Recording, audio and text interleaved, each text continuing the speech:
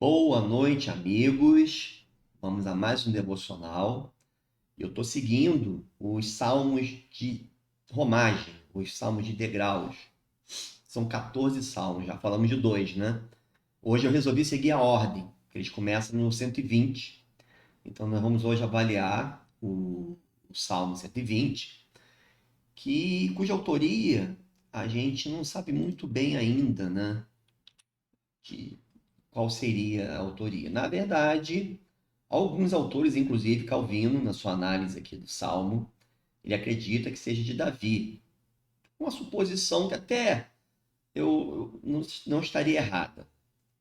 Mas eu prefiro, ao lidar com as escrituras, não lidar com tantas suposições. Mas, na verdade, vamos ler aqui o 120, vamos entender o que o salmista queria dizer na época e o que ele poderia, serve para nós hoje, né?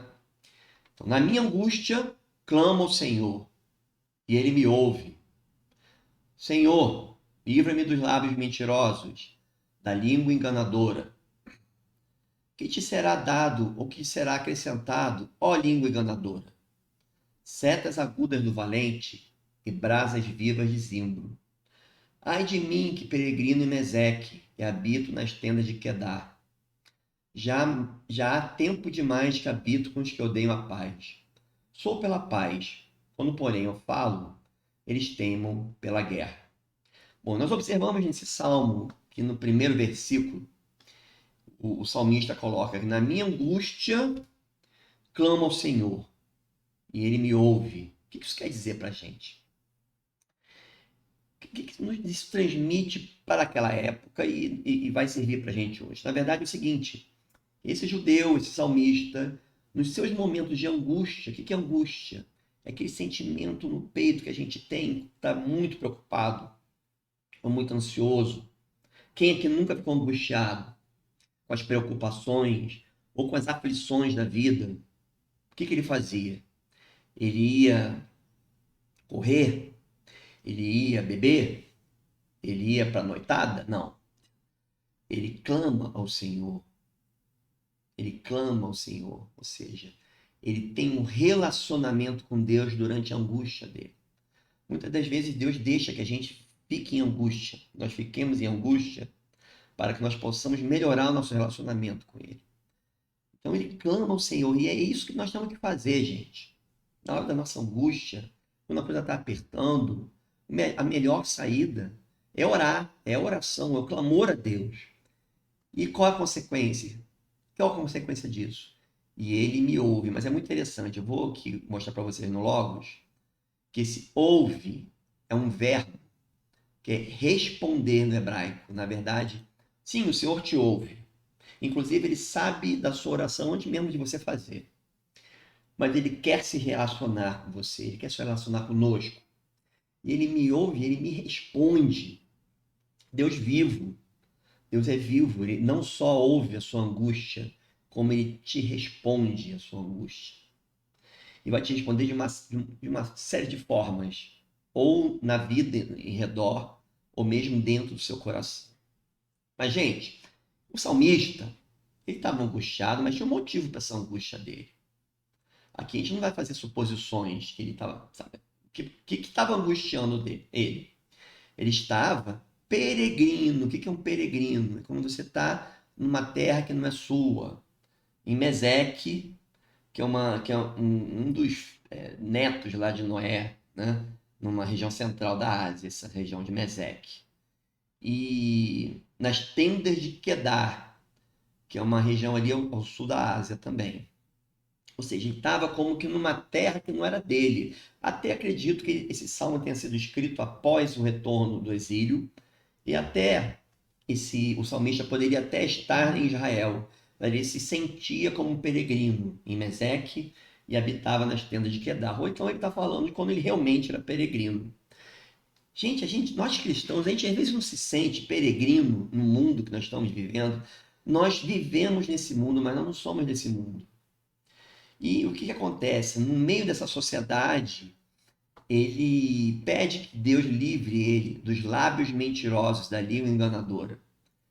A palavra as palavras proferidas são, muitas das vezes, elas podem, sim, abençoar, mas elas podem ter um poder destrutivo na nossa vida. Então, ele pede que o Senhor livre ele desses lábios mentirosos da língua enganadora.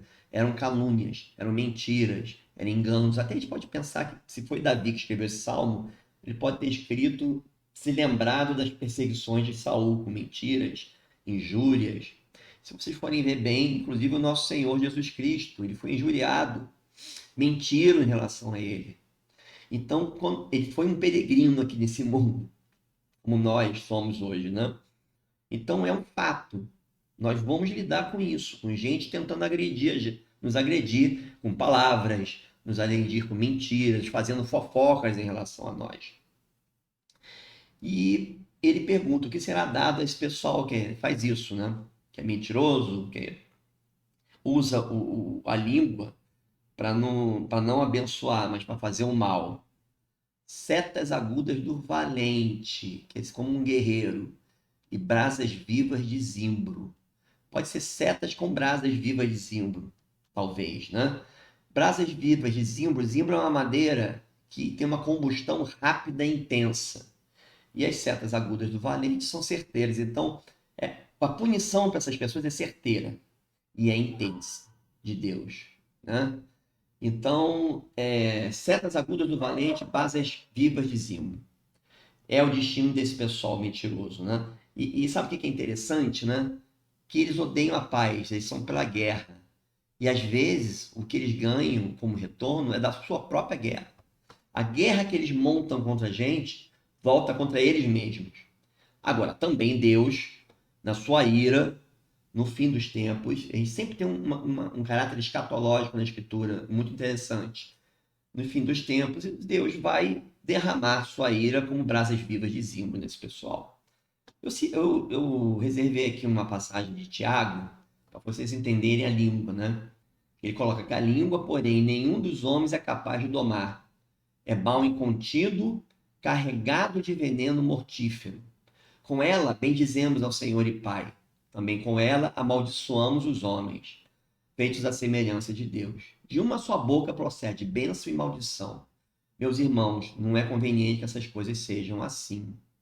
O próprio Jesus falou no Evangelho, né? Que o que faz mal ao homem não é o que entra pela boca, mas é o que sai, porque vem do coração. Não só faz o mal ou o bem.